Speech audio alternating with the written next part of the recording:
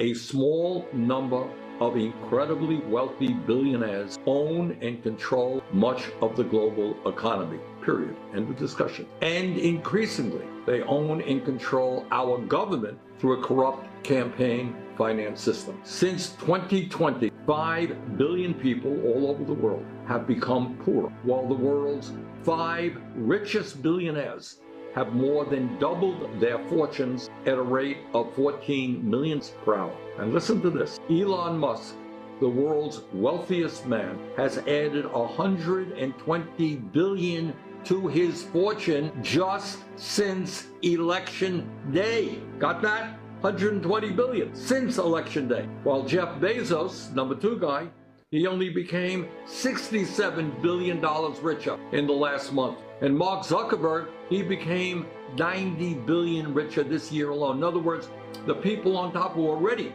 phenomenally rich are becoming incredibly richer. Over the past decade, the wealthiest 1% of the global population amassed 42 trillion in new wealth, while the wealth of the bottom half of society barely budged. In fact, as of today, the top 1% owns more wealth than 95% of the people on this earth. Outrageously, the wealthiest people in the world are stashing up to 32 trillion in offshore tax havens like the Cayman Islands in order to avoid paying their fair share of taxes to governments all over the world. In other words, governments are underfunded, and these people stash trillions in tax havens. Meanwhile, the uber rich do spend money to protect their incredible wealth. They do it by buying influence, and increasingly by buying our elections. Billionaires in the United States are 0.0005% of the population.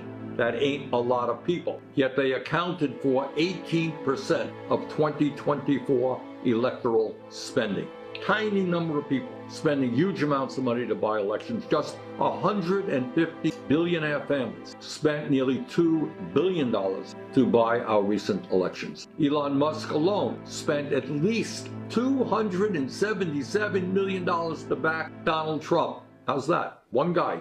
$277 million, and we saw the results of that investment working pretty good for him. The major defense contractors spent over $38 million this election cycle, and you know what? They're going to have $1 trillion military budget with enormous amounts of waste and fraud in it. And AIPAC, a billionaire-funded super PAC, spent over $100 million to defeat members of Congress. My friends, you don't have to be a PhD in political science to understand that this is not democracy.